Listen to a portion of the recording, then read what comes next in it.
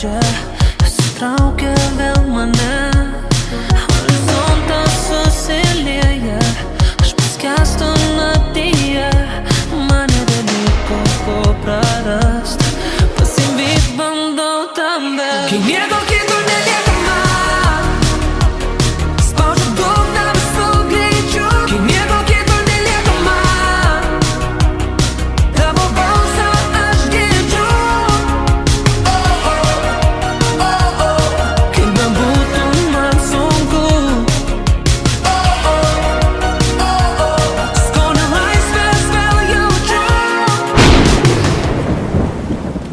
Kai nieko kito nelieka man, spaudžiu dugną visu greičiu. Kai nieko kito nelieka man, tavo balsą. Šiaip savijauta, nežinau, fantastiška. Ta prasme, tik atsistojom starto linijoje, saulė šviečia, šiluma, galvojom bus karšta. Ir staiga viskas apsiniaukė, pradėjo lyti. Nu, tai gavosi, kaip bėgom kaip po dušu. Nu, bet nežinau, dar tokio smagaus bėgimo nesu turėjęs. Aš manau, kai buvo prieš tai labai karšta ir bėgikai daug bėgo ir tas lietus, kaip pažiūrėjo, tai iš tikrųjų juos atgaivino.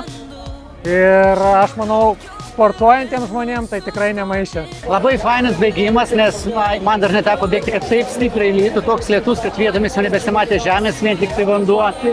Bet tai yra žymiai geriau negu bėgti, kai yra karšta. Man pačiam bėgti, tai yra pagrindinė motyvacija, būti sveikam. O bėgti su Kaukėno fondu, tai čia yra tiesiog motyvacija, ta, kad aš galiu ne tik tai pats sportuoti dėl savęs, bet ir savo iš to sporto kažką motyvuoti ir galbūt padėti, surinkti lėšas ir pagelbėti tiems, kuriems tos pagalbos reikia labiausiai. Bėgioti šiaip yra smagu. Bėgti už Rimanto Kaukėno fondą yra ne tik smagu, bet ir garbė. Savanoriaujam nesitikėdami kažko atgalios ir būtent, bet esmė yra tai, kad daryti gerą yra gera ir būti to dalimi taip pat yra gera.